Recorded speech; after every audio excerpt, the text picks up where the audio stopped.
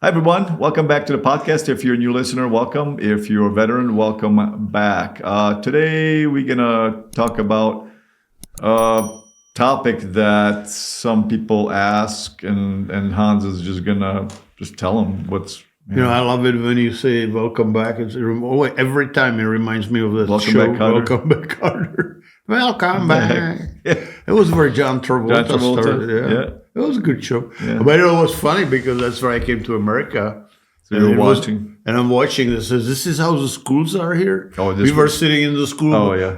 Our hands behind the back and all that. They're walking in the classroom and talk to the teacher like, I said, that's horrible. Disrespecting the teacher. I was terrified. Yeah.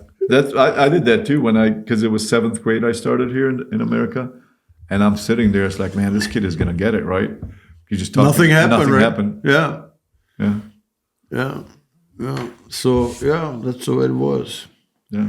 And that's the way it was. That's the way it was. Cronkite used to say that. There was that movie too that he did say The Way the Cookie Crumbles. It was that Jim Carrey movie when Bruce Almighty. That's how he said, and the way the cookie crumbles. Yeah. Just the way the cookie crumbles. Yeah. So you want to ask me what? Well, so the people are asking, Hans, I don't see you're criticizing. I think more people that are criticizing. Yeah. How come I don't see you training dogs? You talk a lot. You talk a lot, but I don't see any videos of you training dogs. Yeah, because I'm old, decrepit, FUK, and have a hard time to get out of the chair. I'm 72 years old. You don't get much running. I try to go in desert like 2-3 times a week. To walk for like an hour. Yeah. Because as Mussolini used to say, if you stop, you die. Yeah. So I try not to stop. You're like a shark. The shark. So it's getting harder and harder, Yeah. It's just a discipline, you just gotta get up and so I go to Wickenburg and have this little thing. But what's disconcerting is that the distance I walk is getting shorter and shorter. I always look at watch. I say, all right, hour there, hour back, right, and I can see how far I got, right, in an hour. Yeah, on the same track, path, Yeah. Well, getting old is not for pussies, man. But you have more wisdom. That's the positive. Yeah, wisdom. But it's like, did you see that movie? What is it called? Incredible Life of Benjamin Button or something? Yeah. The reverse. Reverse, yeah. Yeah. That's how I would like to be born. I would like to have this, what I know now, when I was like 8 years old. The things you would like. Oh, God. I would, if I would be like they always say, what would you do if you would have a time machine, right? Yeah. Where would you want to go? And that would be one of the trips I would like to make, like when I'm 8 and know what I know now. Mm-hmm. It'd be dangerous. I could rule the world. That's what I was going to say. And plus like that movie Highlander, you would say some sword, which was nothing, and then you sell it 400 years later, and it's like, you can live off it for 10 years. Yeah. That was a good movie, a good series, and they eventually made the movie. And the actor Lambert is his name or something. He was good. He fit that role really well. Yeah, it's a good movie. And what are we gonna talk? Oh, why don't people see the movies? Well, first of all, when I start training dogs, the only way you can record movies was like a 16 millimeter camera, so 8, and then you flip it around and you got the other side 8. Yeah. And you gotta develop it and all that. Yeah. Now my family, my mother and grandfather were photographers, so they had that camera. Mm-hmm. But I remember I found it once and I showed it to my mom. I said, why don't we make movies? And I said, oh, that's so complicated. Mm-hmm. Forget it, Mm-hmm. I mean, you got to make the movie. You got to set up the aperture and all that stuff.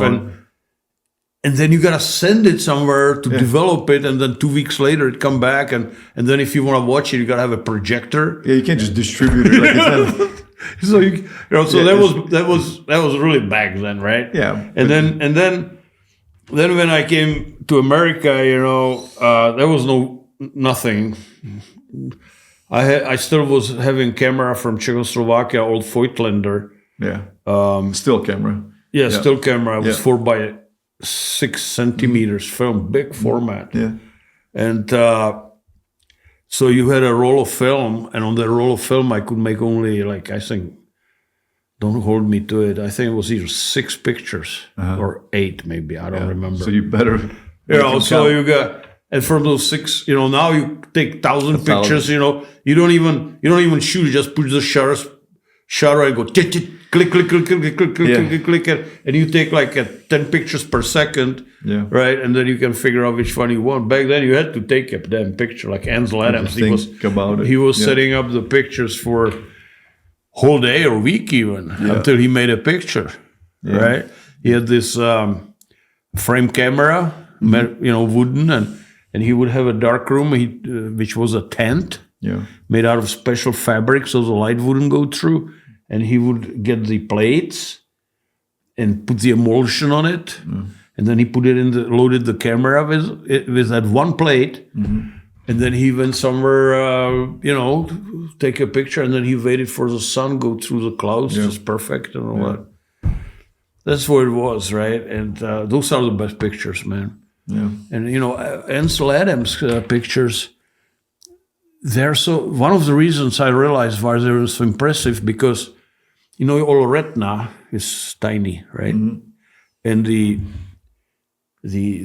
camera, the frame camera, the plate is this big, so this is so much bigger, right? Yeah. So you can see literally leaves and needles on trees, which are like, if you enlarge it, half a mile away, because it captured so much. Yeah, and so when you look at the pictures now, you see, you don't even see the details which are there. Yeah. And that's what makes it so impressive. One of those things. Yeah. Of course, there's perfect composition and all that. Yeah. But he would go make a trip to Yosemite Park, right? And El Capitan or whatever. Yeah. And he would be there a week or two, and he would take 2 pictures. Yeah, and then when I came to America, so I had this camera, and I did some pictures, and of course I was working seismic. I took a few pictures there, and but then I stored them in the storage and got flooded. Oh, wow. And I lost everything. That's why was the reasons why I have very few. One of the pictures I still have is that the one when I'm still strapping lead with that dog in the Tetons. That's basically the only picture I ever. Because it got lost. Yeah, because it got lost, right? Yeah. And and then when I was training dogs, first of all, it didn't even occur to me I should make some kind of videos. And second of all, there was no video cameras. Video cameras came way after, I was training dogs and stuff. And it was this giant VHS, right? And it cost a lot of money. Yeah. And it was like, only very few people can afford a camera like this. So I knew this woman, her name was Jeannie, and she had a camera. So I said, Jeannie, I need to borrow your camera. It was VHS. So they sent me the dog from Europe, and we work him and all that, and then I got a decoy, and we would make a video of it, of the work. Now I have this giant tape, original, right? Yeah. And there was this guy, and he would. You said editing. There was no editing. There's no editing. You just take the video until it's correct. You don't just go in computer and there was no computers. Well, there's no computers. Yeah. So you hook it up in you had a VCR and would watched it on TV. Yeah, whatever you recorded is what you. What you recorded, that's what you got. Yeah. And there was this guy and his son, and they had this business where they were multiplying Like VHS duplicated, yeah. For people like me. Yeah. Right, so I would bring him the original VHS, Yeah. and you come in his room, and he had a wall of these VHSs, and he would Copy, load them copy, up, copy. all of them, and he says, "How many do you need?" And I said, "Oh, I need 20." Uh-huh. So, and he would make 20 tapes, Yeah.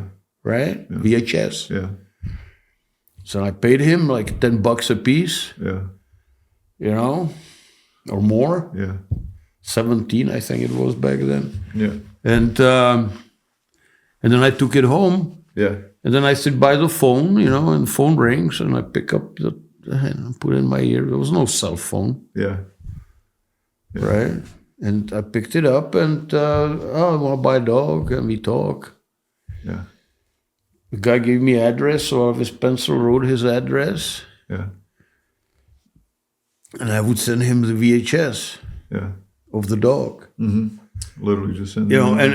and then also a lot of people like it had puppies. So I took pictures of the puppies with that camera, the you know, and then took it to a photo store. They don't exist anymore. Did you notice? Yeah. They were in every mall back then. Yeah. Right. Yeah. And I had one favorite one, and I used to go there always. And I would give them roll of film, and I said, "I want you to make, you know," and so they developed it and did the pictures. And I said, "This is crap," you know, so I threw a bunch of them away. And there was few of them left of the pictures of the puppies. And I would take those pictures, and I would cut them up and glue them on sheet of paper. Yeah. Right? And, you know, and then with this thing called I think it was called Transotyper. So you could go to graphic store and buy this sheet Oh, the letters? with the letters, yeah. and it just That is the coolest thing. This is Fifi and Buster litter. Yeah. You know, and then DOB, and just rub it on, right? Yeah. And then I would go, and there was only one color, it was Kodak, color copy machine. I was in downtown Phoenix, and they were so busy, they were running 24 hours a day, right? And so you had to make appointment, or you can come late at night. So I would go there like at 1 o'clock at night, and there was not many people there. There were only crazy people like me, and you go there, and there's literally, I remember homeless people laying there on the sidewalk, and coyotes running on First and Van Buren, you know, or Central and Van Buren, across the intersection. This coyote trotting by like nothing going on. And Hans. And me, you know. And then I go there, and I had photocopies of this collage, which I just made together, right? And that you had to drive car there. About 45 minutes trip one way, you know, and then you screw around with the copy machine. One copy was like, at first it was like $3 a copy. Yeah, one. And then it went down to like $1.50 or $1. Yeah. Right? So I always make a stockpile of these copies of these, and unfortunately it got all destroyed. So I don't know if I don't think I have any. You know, if anybody sees these videos and sees it, I would like to have at least, you know, if you have one just for my records. Or at least send me a picture of it, you know, so I can. Anyway, and so I would then go home, right? And this guy want to buy picture, I want to buy puppy or so I would put a VCR and the collage and make a bunch of envelopes. Packages with addresses on it. Yeah. And then I went to the post office next day. Oh. Wait there in the line for half an hour before I got my turn. And then I had like 10 people and I mailed them out. And a lot of people, I never even heard from them after that. Yeah. And then the people who were serious, they would call me back. Yeah. And I come home, and there was an answering machine with tape. Yep. Rewind forward. Listen, write down.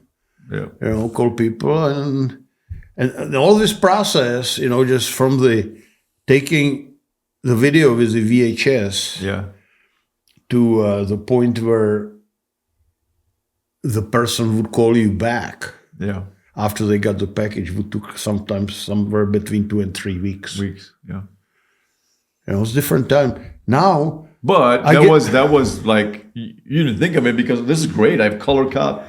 Like, yeah, but this is in 80s. No, right? what I'm just saying, at that time, you were like, wait, this is great. I have color copy. I mean, it was just how we're looking backwards. That was it's top archaic, of the line, but man. You know, and you know, so I would, you know, then that's how you made a sale. Yeah, but it took 2 to 3 weeks Yeah. from taking the video, talking to Jeannie to get their VHS camera to borrow it because I couldn't afford one. There's no way, right? Yeah, but made it work.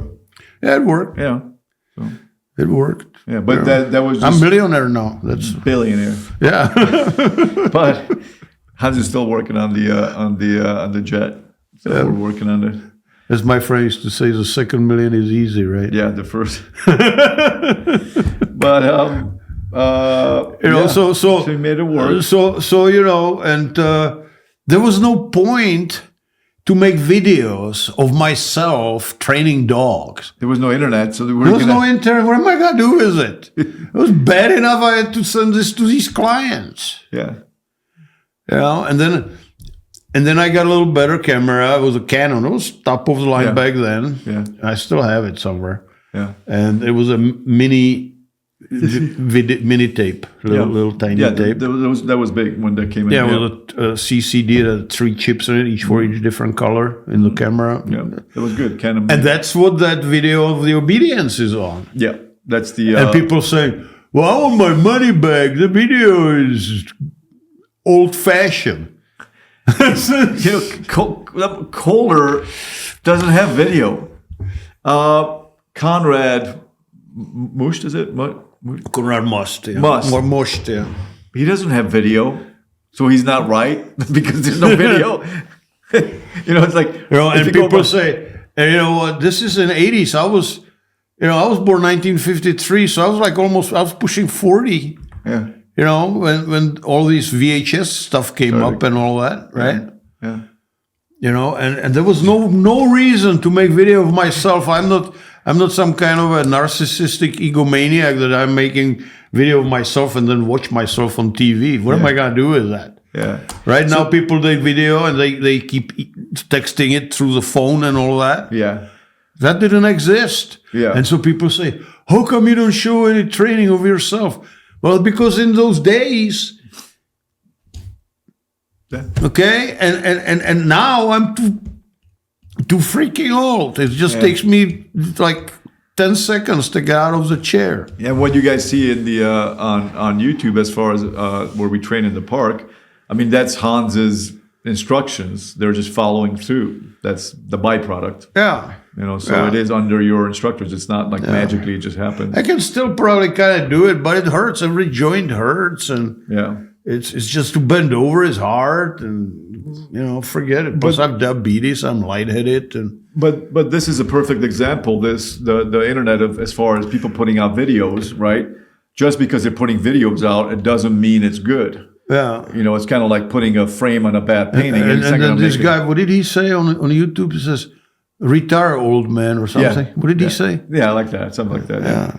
He's probably watching right now. So. Yeah, well, go with yourself. But yeah, so there's a danger in you know what? There was that movie with Rocky. You know, one of those 15 boxer movies. You know, and he's like old now, right? And he still has one fight in him, right? And he goes and this guy, you know, this Drago or whatever, this Russian, you know, super. Yeah, the Russian guy. Yeah, the Superman. Yeah. Or somebody is telling him, "What are you doing here, old man?" And Rocky look at him and says, "You'll get there." You know, that's it. You'll get there. Don't worry. You know. Yeah. You know, and I have the passion for the dog. So, and you know, I don't work. I mean, what did they say? When you do what you love, you don't work a day. You know, in a life. That's where I'm at. I have nothing to retire to. You know, so I'm writing a book. Yeah. I wrote this manual. Now I'm going to write another one. I'm starting to, The podcast. I'm doing the podcast. Thanks to Gabor over here. If it wouldn't be for Gabor, this wouldn't exist, guys. No, I'm just a vehicle. Gabor bought a dog from me and started coming in my class. And I remember like today, he's sitting there kind of squatting down and I'm sitting in my chair and Gabor looked at me and says, you should make a video, some podcast of this. I said, yeah, I would love to, but I can't find anybody with commitment enough to do this for me. There's a lot of people say, oh, yeah, you should do it, I'll help you, and then they don't do it. And Gabor, thanks God, he's the only one. And he's professional about it, and that's why the videos are such a high quality and everything. I know enough in the sense of, I didn't know anything about dogs when I started training with Hans, but I knew enough that, just reading actually your website, that this guy is actually, I think, got the goods. I didn't know what I was looking at, what I mean, like I didn't, but I knew enough from just other things in life that you're saying, really. But I'm a bullshit artist. Remember that. Don't forget. Well, you did a good job with it because you're sitting here. He got you this far in life. Yeah. I'm bringing my bullshit through the life. Oh man! Yeah. The funny thing is about all this, that I studied geology or hydrogeology. First, I studied geophysics, and it was too difficult. There was too much physics, nuclear physics. That's why I did the nuclear. I told you about the exam. And then. Nuclear physics was like 1,200 pages, it was just formulas, man. And I did exam from that. I winged that. They give us 100 questions, and so you say, okay, I have all the questions. Yeah. But the 100 question was in those 1,200 pages, all of it. Yeah. So I learned 12 of them because I had to memorize everything. And I happened to draw the one which I learned. I was lucky. So I passed. Actually, I passed pretty good, and I was kind of surprised that I passed, but I did. So now I have a exam for nuclear physics, and I have that going for me. Picking up dog poop now. I have that going for me. Yeah. But life is interesting, and all of you that are listening know that. I don't know. I just thought I knew that I didn't know. So that's why there are no videos, right? That's basically it. And everything which I'm making these guys in my class do, that's basically what I used to do. Yeah. There's nothing different. Yeah. It's just, as I said, I'm unfortunately, too old to get out there and start running around with sleeve on. Yeah, but even if you were, let's say, health-wise better, but still, you're not going to be at 72 running around, and it's just not going to happen. There are people who can do that. I can't. So I know, but you already did it. You paid. You already. I did it. It's not like it's not like you. Of course, I did it. So there's no reason to keep on. Remember, we're training dog with Tony Nardacci or Nardaci. In Wyoming, in Hoback Junction, 9 o'clock at night, 40 below zero. There's this parking lot, and we are agitating dogs. So there was no video. He came from Alpine, I came from Jackson, and we met there. And I was doing decoy work and all that. It's just no video of it. No, there's no video. Yeah, kidding. Yeah. First of all, there was nothing to video it on. Yeah. And second of all, we didn't care. We just trained dogs. Yeah. You remember? I read a book about these monks of Saint Bernard, where the Saint Bernard dogs, in Saint Bernard Pass in Switzerland. That's right. They had a monastery there, and they would rescue the people who went over the pass and got lost or stuck in the snow and shit. And so they would go in the Saint Bernard, they had that barrel with the rum, and they used that Saint Bernard because they have a dog, so he broke the trail for those people. So they would go and they paid the monks, and they would give them the dog, and the dog would lead them over the pass to the other side, monastery on the other side of the pass, through the snow. And if the dog arrives there without the people, they knew they get stuck somewhere, so they would send search and rescue. The monks did. They would send search and rescue. But they knew the path. Well, yeah, the monks knew it. Yeah. But, some traveler who didn't have a clue, they would give him the dog, and they said, follow the dog. Yeah. And he had that rum, so... so they believed back then that the rum is good when you're like freezing. It's just the worst thing. It's like but that's okay, and so the Saint Bernard, when he arrived on the other side of the pass to the monastery on the other side, and he didn't have any people with him. They knew the people must be still there, right? So they would go and rescue them, right? Okay. And if you enjoyed this content so far, please subscribe to our channel. Also, Hans has a podcast channel called Dog Training for Life. Check that out so you can listen to the audio version. And there was this news reporter, and he came and he said to them, he asked the monks, he says, so how many people, because they saved hundreds of people literally, through the decades of doing this. And they would say, so how many people did you rescue like this? And he says, we don't care. Did you ever ask Carpenter how many nails he nailed in? That was there. It's just what we do. Yeah. Right. It's not something you can. That's what it is. That's what we just did. We just trained the dogs. Yeah. We didn't need to document everything and prove somebody something or whatever. Yeah.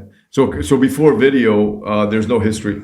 Doesn't exist because there was no video of it. That's right. Like by that period, doesn't. Yeah, the history starts when these young people got born. That's when everything started. But it just doesn't even make sense. That argument. Well, there were books. Don't forget. No, I'm just saying it doesn't. It falls apart. Like Konrad Most, you mentioned, he wrote a book. 1910 or 19. He wrote that book. And people say, well, it's obsolete. Well, it still works.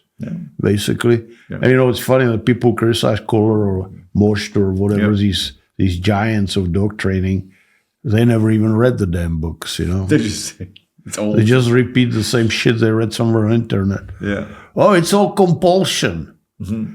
Okay. It's not all compulsion. If you read Kohler, on every command he talks about, he emphasizes you need to praise the dog. Yeah. It's not just compulsion, yank and crank and all that. When somebody says yank and crank, my eyes roll back and I say, you're an idiot. I don't want to even talk to you. Yeah. Because that's not what it is. Yeah. But they got just somehow justify their present way of training, or clickers or e-collars or whatever. You know how the clicker started, right? They train orcas in SeaWorld. In SeaWorld. And, the orca won't hear you when you are above the water. But below. So they would put the clicker in the water and signal to the orca with the clicker. That was the purpose of the clicker. Dogs don't need that. Anyway, that's the way it was. Yeah. As Walter Cronkite used to say. That's the way it was. With that being said, thank you for listening.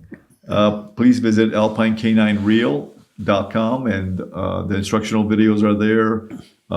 If you're looking for a puppy or a trained adult dog, Hans is your man. Make sure you contact him. The information is down below this video. And you can sign up for the membership for the, the membership, is, it's I wish people would, follow more the videos, I don't know, it's good as people asking questions and stuff about their behavior problems and stuff. And I write proprietary answer and question, articles on different topics. So, there's a lot of good stuff there. Nobody complains so far too much. No. So it must be good. That is good, yeah. It is really and there's that virtual Hans, we keep working on it, where you can ask any questions, which I think is one of the biggest futures. And because you can ask a question and there's like picture of me, and the virtual Hans will give you answer, and the answers are compound from what I am saying or wrote or videotaped or whatever. Yeah. Not that crap you get on internet, Yeah, not a general knowledge from the internet. Yeah. Yeah. So that's really good. And if for some reason you ask such an esoteric question that there is no answer for it on the virtual hunts. You can just ask me, and I'll just answer it manually because I go there every day. That is if in your course, if you are in the course. And plus teaches you how to train the obedience. Yeah, it's good. Yeah. Good stuff. All right, guys. Thanks for listening. Please subscribe and share, and we will see you next time. Ahoy. So Hans has a membership program. We just started this not long ago, depending on when you're obviously watching the video. It involves, the link is down below this video. We have a whole dedicated page to it. Also, I'm going to tell you about it, but you can go to alpinecaninereel.com and you will see it says join membership right there. There's a button right there. It's a Facebook. Yeah, it's a private. Private. I'm going to membership. Thing. Yeah. So what it is, it's if the videos are great and Hans has some great videos, but ultimately you need help with your dog, right? You have behavior modification issues, you have obedience issues, and this private Facebook group is where Hans personally helps you. The great thing here is that it's a library of things as the membership builds, as the people are asking questions. So you will also see other people's issues. So it's a wonderful hub of knowledge. You can upload the video of the issue, which is the big one, because Hans, you're going blind a lot of time. People telling you type, but video is the best way, correct? Yeah. So you have that opportunity inside this private Facebook group to upload your issue, and Hans will be there to help. Yeah, and it's an issue about the obedience itself, because when I started training dogs and all that, I did it from books and stuff. Nobody ever told me anything. I learned a lot on my own, and then I got some input from other people. But you can read something or listen to something and still do it wrong. Yeah, you need, unless you do it 100 times and they say, oh yeah, I forgot this and I forgot that. Where if you record your session and send me, download it, let's say on YouTube, and put it as a link, whichever way, and I look at it, I can immediately tell you what you're doing wrong, right? And what you should do better, and what you do good, and what you should do next. Okay, and that's what the group is all about. And there's going to be two. There are, or it's already active. There are two ways to do it. One is the virtual hunts, and we're still expanding on the virtual hunts. It's an artificial intelligence. I was going to. It's artificial intelligence where you can ask questions 24/7, and you will get an answer, and you won't get a generic answer which was collected by AI from internet. You get mine answer, because Gabor inserts my articles and my videos and my posts into the memory of the AI, and the AI reaches into their memory to answer your questions. And there's literally thousands of topics I wrote about, and even so it's active, we keep adding on it, continuously, and eventually it's gonna be like a big book of what I teach and my philosophy. So, book, you have everything there, but this will be just like an encyclopedia, like a book. You want to look at. You ask your problem. Yeah, you ask about Russian Revolution, right? So you go to Russian Revolution. You won't have that in there, but okay. You know what I'm saying? Yeah. Or you want to see how to split atoms, so you go and look up split atom. In the encyclopedia, of course, we are not talking about stuff like that, but maybe we will one day. So, and so that's it. So that's the virtual hunts, what I call it, the artificial intelligence answers. And the beauty of it is that you don't have to worry about calling me at 2:00 at night, right? You can tap into it anytime, 24/7. Yeah. And then if you don't get the answer, or you can try to reformulate it, right? And if still don't get an answer, then you can ask me within the timeline, right? Yeah. And I will answer it. I'll go there every day and I see what somebody is asking, and I will answer a question personally. Okay. Yeah. And another neat feature of the AI is if we have a video, let's say it's 30 minutes long, and you ask the question, but your answer lies like 10 minutes and 30 seconds into the video, well, it'll start the video at that 10 minutes and 30 seconds where the answer is to your question. Now that's powerful because we have a lot of video in the course, and that's a huge time saver, and also just pinpoints you to the, where your answer is. So yeah, please click below this video, and the link is there. And also, again, you can go to alpinecaninereel.com, and it says join membership. There's a button. All right, guys.